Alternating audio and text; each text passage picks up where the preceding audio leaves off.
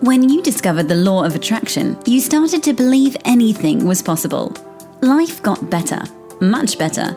Now you want more, but it's not working. That's where the Manifest It Now show comes in. If you've been waiting for someone who can teach you the practical application to manifest quicker and easier while having more, turn the volume up, because the dynamic duo, Cassie Parks and Ginny Gain, are ready to teach you how to live the law of attraction like they do. It's time to laugh and learn. Hello, everyone, and welcome to this week's episode of Manifest It Now. I'm here with Cassie Parks. And I'm here with Ginny Gain. Cass and I are going to share today about how to get more clients. Yay! I love this topic. Yeah, we had a request for this one, and I think there's a whole bunch of people out there eager for this information, so we're going to share all of our secrets about this. Yes. But first, Awesome. Cass, what are you excited about? Ooh, I'm excited about it's Easter weekend. And so it's the annual Parks Easter egg hunt at my parents' house. And so, friends and family, mostly friends, all come out and do the big Easter egg hunt up the side of like 17 acres on the mountain. So that's fun. I remember that last year, like talking, I feel like I was just finished visiting you and we were talking about that. I think that's probably true. Yeah. Yeah. And my nieces are coming and my brother's coming. So I'm excited about that. That's awesome. That's exciting. Yeah. What are you excited about? I am excited about lots of things. And I was thinking about this earlier and I'm like, so many of my excited about are like in the future. And I was like, what am I excited about like in this moment? And I was like, I'm really excited to be experiencing my dream relationship. Like that, it never gets old. Like it's not that I'm excited that I have it. I'm excited that it keeps expanding and it's endless and infinite and like so delicious and amazing. And it just keeps getting better. And I feel excited for all of that. All that goodness. Yeah. Yeah. Yay. That's awesome. Mm-hmm. Cool. I love it. All right. So, all right. how to get more clients. So we kind of talked about some different places how to approach this topic, because there's different places you can be on your journey, whether it's just starting out and you've never coached anybody or worked with anybody, or whether you're kind of have a few clients and then you're ready for more, or whether things have slowed down in your business and then you're ready to amp up again. And we're going to pick option 2, the middle-ish one. So, I mean, everything's going to be you can still apply everything to wherever you're at, but specifically for people who have an idea, they know what they're doing, and they've worked with a few people, but now it's like, okay, I want more now. Yeah. And maybe in the future we'll do like a whole business series, because I'd love to do number 3 too. I love the dip, I think, is a powerful place to be in. Okay, cool. Business series, a love series. Oh, Cass, it's going to be great. I know, right? Oh, Yes. They don't know we have a love series coming. Oh, it's coming. We love love. It is coming. We do love love. So fun. Okay, so let's start with number 1. And Cass said this before when we were chatting about it, and she's like, don't change what's already working. Yes. So do you want to explain that further? There's and you're trained in the market to do this, right? So if you have any like coaching outside of an LOA business coach, it's interesting. I think I've seen it on LOA business coach sites, but if you're outside of sort of the LOA world and the traditional business world, it'll be like, well, like you're trained to figure out what's not working. And often you overlook, and that means you forget about what is working. One of the best practical ways to do this, actually, I don't know if Ginny, if you do this or not, but this makes a huge difference for me, is actually asking people how they heard about you. Yeah, sometimes I do that. Because if you know that, so for me, I always ask that. It's part of my application to get in the Enchanted Circle, because I want to know what's working. I don't ever want to accidentally break what's what's working, right? Mm-hmm, And so almost all of my clients come through the podcast. Some come through the books, but almost all come through either this podcast or my other podcast. And so like if what happens, just as an example, is somebody's like, oh, well, I don't think clients are coming through my podcast. So they stop doing the podcast and they focus on, oh, I need to do this. And so just make sure you understand what is working, both from your vibrational who you're being standpoint, but also like the logistics and the action standpoint. Like the clearer you are about that, it helps, because you can go build something. That's just often our instinct when things are like, we want a little bit more clients. You can go build something, but that's not what's been bringing in clients, right? You're not doing it in the same vein or the same, it's not the same thing that's been bringing in clients. Yeah, it's such a good example. And like our podcast is a great example because both it brings in clients for both of us. And sometimes we'll both get into that place where it's like, okay, we want more. All right, let's go build this. Let's go do Facebook ads. Let's go, try this over here. Then we're like, wait a second, why are we even doing that? That doesn't, doesn't make sense. Right. It does, right? Even us, we have to have that conversation like, oh, that doesn't make sense. We know where we get our clients. Yeah. And we love this part. And so often there is that little slight, where do I want to put energy? Where feels amazing to put energy into? Yes. Sometimes I think too, part of the like shiny object syndrome plays into this. Like, okay, this is working and it's fine because I've been doing it 2 months or 6 months or whatever. It's fine.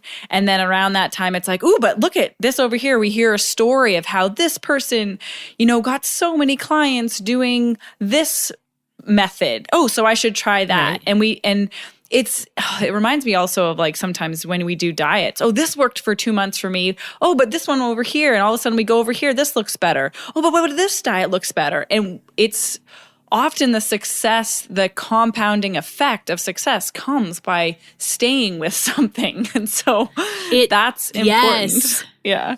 That is important. It does come from staying with something, because from an LOA standpoint, like when you jump ship, you just said, oh, that doesn't work.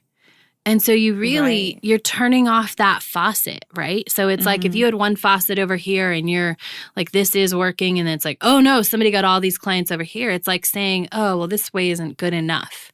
And often that faucet will turn itself off because there's no energy and attention, and you're not acknowledging that it is working. Oh, go ahead. Go ahead. I was just going to say the best thing you can do is, if you're in the space of like wanting more, is really shine the spotlight, appreciation and gratitude on what is working. Yeah, that's huge. I mean, they're completely different vibrations. I think we'll get into this again more. But it's not working to, hey, I love this about this. I'm so grateful for this, of what is working. That's the biggest thing you could do in like all of everything we're going to talk about. Yes. I had a really good example of this actually.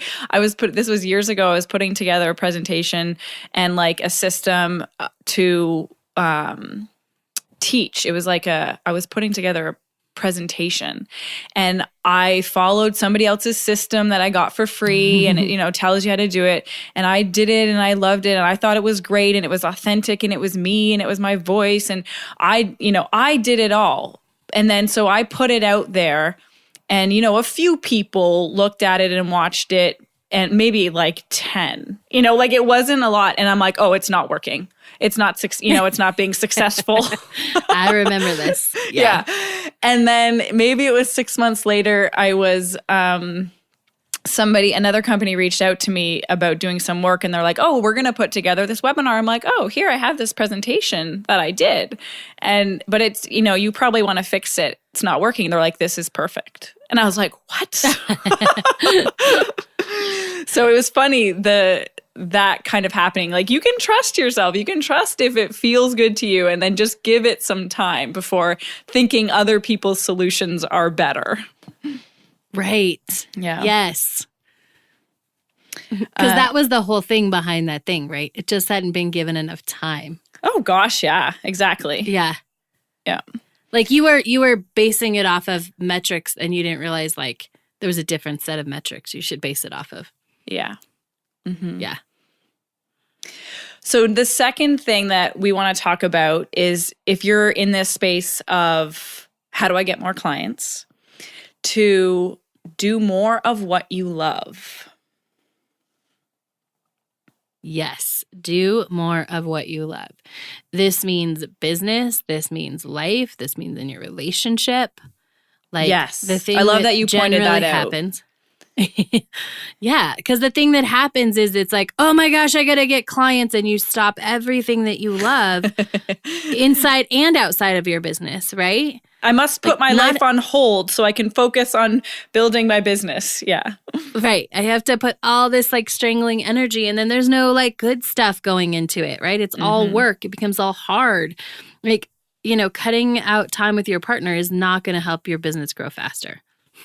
Yeah, exactly. The opposite.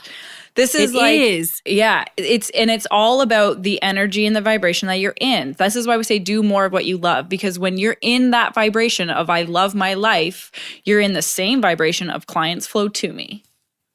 It doesn't matter what you're loving, whether you're loving writing, whether you're loving writing a post, whether you're loving singing is my new thing, as you guys know. Whether you're loving doing art, whether you're loving walking or swimming or exercising or talking or doing nothing. If you're in the energy of love, you are being productive for your business, period. Yes, that is period. Because there's this thing out there. I did this once like a long time ago. When I went to work for a company, it was like, you have to sacrifice everything. Like you have to be willing to put every waking. And I wanted it. So I believed them. That was terrible advice. It did not work. Not even a little bit. Terrible advice. It was awful advice. And it made for a miserable life. And it took me a long time to come out of that, even though I left that company like that. I think I already had some of that in me, right? That I had to overcome and change the story on. But, like it took me a while to get out of that. You have to do whatever it takes and sacrifice all of this stuff. Yeah. Yeah. Yeah. It's a good one to remember. My thing now, and I like to activate creativity here along with the doing what you love, is like, what is a place where you get to be creative? Because that oftentimes draws out your energy. And you feel like you're expressing, your gifts and your uniqueness. It might not be directly related to business. It might be, but as long as you're in that space, you're in that energy. So if I ever feel like I'm like working too hard or getting stuck on something, now I just go sing a song. I love it. I have so many little things I want to share about voice lessons and how silly it is, but it's That's going to be my next point, is often like doing those creative things, doing those things outside, like that gives you material for your business. That can give you material for a blog post or a podcast or a Facebook post, right? Like those are all other opportunities so that you're not just trying to, stuff everything and make it happen. You can share that. And when you share that, that makes you more attractive because you're sharing that this is what I do. And you're also sharing like the lessons that come from it. Yeah. And that's how we inspire effortlessly. That's how we share our authenticity with the world in an easy, effortless way. It's amazing. So yesterday, side note, my singing teacher said this, and I got to share it with you guys. She was obviously talking about notes and like pitches, but she's like, and she says, I freak out when I think I'm going to go too high. And she's like, it's just, you have to change your mental concept of what's comfortable for you. And I'm like, I have to quote you. I'm going to quote you on my podcast. Yes. I was like psyching myself out about like, oh, that note's too high for me. And she's like, it's not. It's one note away. You've already done that. But it was so cool to see it, see the parallels in that. Absolutely. Yeah, it was fun. Yeah. Doing other things is so good for your business. Done. But no, it's really good to highlight because we get that the most of the world is not going to tell you that. Right. They're not. They're going to say, work on your business, Work more on your business. Go to more networking things. Talk to more people. Like do all this stuff. Yeah. Yeah. Okay, so number 3 is focus on, instead of getting more clients, focus on giving more. How can I give more value? If you have one client, you love that client up. But there's also other ways to give value that isn't working with clients. And so again, when we're starting or when we're expanding, taking the walls off, the boundaries off, I'm only giving value if I'm working with clients, open it up to the rest of your life. How can I give value in other areas? Hey, maybe I'm going to make my partner dinner tonight, or I'm going to take the dogs for an extra long walk, and that's loving them. Or I'm going to help out this friend. There's so many ways to give value in this world, and that's a great place to start. Yes. And when with going along the idea of giving value, it's because that's what you're going to be doing when you're coaching, right? That's that feeling we're after, is I want to give more value to this person, or and it feels good both ways. And so if you get into that mode, you're giving, and then the universe can match that. The law of attraction can bring it to you. Yes. Love it. Yeah. Number 4, have fun. This is Cass. Have fun, get out there. And you have a great example of this. Yeah. Have fun and get out there. And this also, I think this is inspired, but just follow the fun as well. Like, it's a little bit inspired action, but it's also like just things that you think of. But like, so I would put up sometimes if a client canceled, or I just wanted more having client energy in my life, I would, because you practice it, right? So you're practicing either not having enough clients, or you're practicing having enough clients and getting to serve and do what you love. I would just post on Facebook like, hey, I'm going to be on this talk show number for the next 2 hours. Whoever calls in first gets a session, or whoever I posts, remember that. whoever I love says that. it's mine. Yeah. And it was super fun. And it was a way to be having clients and getting in, talking to people and being in that space. And it's fun. That was fun for me. Like, if that's not fun, don't do it, and it's the energy you take into it. So I never did it hoping I would be like, oh God, I hope this works. I hope I get some more clients from this. Right. Never in that energy, always in, hey, I want to practice, and who can I get to help me practice? Yeah. Right. Just It's so the same key. as, it is so key. Just calling up a friend to play catch. Right? Like that's, or when I was younger, finding a pitcher, and letting me catch their lesson, just to be in, practice catching. It's the same thing. You're just looking for someone to help you practice being a coach. And that feeling, not necessarily practicing to get better, but practicing the feeling of it. Oh, I love that you highlighted that. It's not about practicing the skills. It's more important to practice the feeling of that. So tuning into, or maybe opening up to, what does that feeling, what is the beingness for you?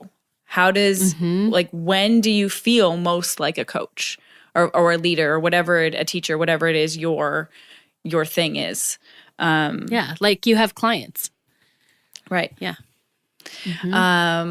What else? The other part of that was the putting people in your schedule, right? Yeah. So I always would, block out and really be clear with yourself on this time, because again, we tend to go overboard, like, oh man, I got to work so hard, which a lot of times in this place translates to just like staring at the computer or staring at Facebook, not actually working, right? So decide how many clients do you want, and put those names in your calendar. And until those become real clients, do something that is not necessarily working on you, not trying to get clients, but can be sort of in that same vein of having clients and that energy. So it could be listening to a podcast. If you put down, Jennifer for 9 a.m. and you don't have a 9 a.m. client yet, then you could listen to Manifest It Now, or you could do something else, or you could make notes about your session with Jennifer, as your future paying client that isn't here yet. Yeah, I love that idea. One of my clients, we had her scripting about her sessions. Like we put it on the calendar, and she was scripting about as if she, had just worked with them, and she was doing those notes or just thinking about it. And she's like, they're so real in my head, Yes. And Yeah. that's it, right? That's where the magic is that you're getting that experience, which means you're staying out of the experience of them not being there. Of the not having it. Yeah. It's so much more like, if we're to put a general thing over all of this, is it doesn't, if you want more clients, it doesn't work when your intention is to try to get more clients. Because that's not the vibration that aligns with having an abundance of clients. It's so interesting. Yes. Yeah. Right? I mean, it's so simple. Yes. It's just like that we naturally go to that, We do. trying. Even Yeah. I totally caught myself doing it a couple months ago, and I had to be like, this is trying, like, Right. get into having them, right? Yeah. Yeah. And I have, and that's just, I have a great number of clients. I'm just ready for more.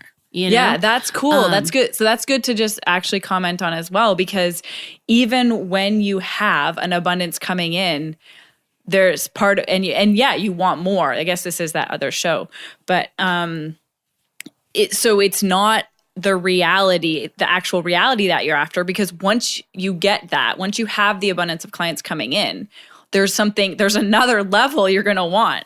So learn the process now, because it gets more at the next level, So Absolutely. Learn what it takes, learn how to do everything we're talking about, and tune into that energy of having an abundance and being.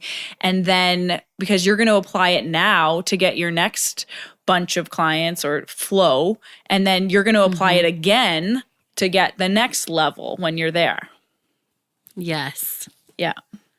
And here's a secret hint before we do that show. It's probably going to involve doing less, not more. I love Mostly that. every time it comes to doing less. Yeah. But becoming more. Doing less and becoming more is really, Oh, that's such a good reminder. I feel like right now I'm in that space of, I was just telling Cassie before we jumped on how I can feel the space now opening up where it's calling me to like, okay, you're going to have to level up. You have to become more now. And I'm kind of like grinning my teeth being like, I know, and I want this. And it's like, but I also know I have to leave my old self behind. And yeah, it's just fun. The journey never ends, and it's all goodness. And this is actually cool, because even though I'm growing and I can feel the similarities of like the first leap, or I guess growth in business, there's similarities of that feeling, but there's no fear. I have like complete trust, and that's what happens when you're like aware and conscious and deliberate as you're going through the first little bouts. And just the more and more you practice this, is like you can feel it. It's still a little bit uncomfortable, but if there's no fear, it's working, it's possible, and it's just going through that experience. Exactly. Which is so awesome. Yeah. Do we talk about number 5? Did we talk about paying clients? We have not. Okay. I'd love to talk about that, because that's my favorite. Like, take it away. So a lot of people will come up with an avatar. They'll come up with an ideal client. They'll come up with an ideal reader, whatever it is.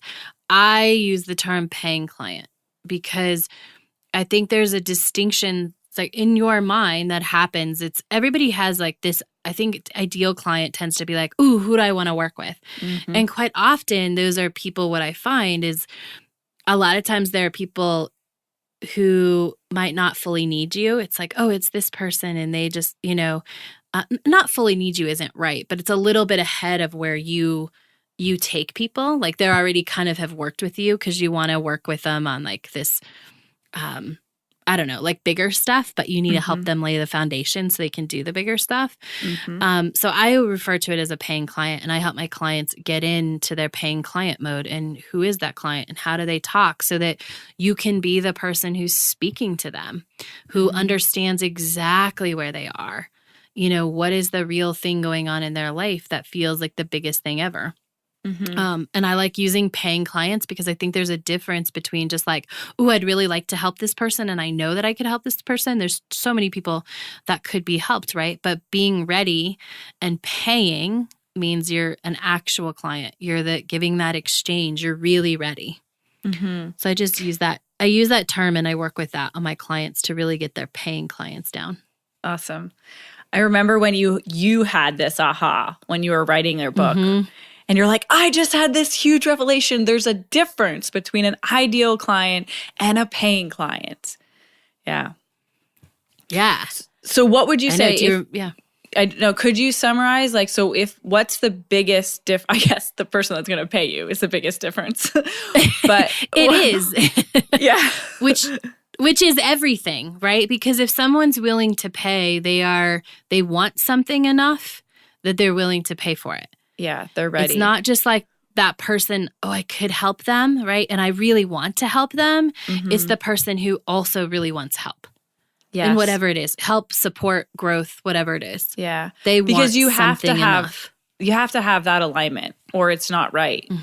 Because and from both sides, the person, if you're the person wanting to guide, you can't unless that person's ready. And so, and the money is just an exchange. And, but that's cool that you're capturing that you're ready for that exchange. That's kind of like what the paying client is about. And it just takes that that depth. It gets the deeper depth. I can't find the words for that, but, of who they are. It's a little more layered, right? It's not, this is something, it'd be nice to have. It's like, no, this is the thing I need in my life. Yeah. Which changes who they are a little bit. Oh my gosh, I love coaching. Me too. It's so fun. So fun. Just feeling those transformations. And I just was talking to someone this morning and she was saying I committed to it. I committed to coaching. And she's like, that feels so amazing. And it was a week before where she's like, I'm a little scared. Oh, yes. Yeah. Those are my favorite. So powerful of for that person there. And as Cass and I have talked about before, you're not committing to coaching, you're committing to yourself. You're committing to your transformation. Yes. And that's the most amazing thing. So that is the most amazing thing. It's that commitment. Yeah. Is there anything else, or Cass, or how do you want to kind of summarize or wrap up?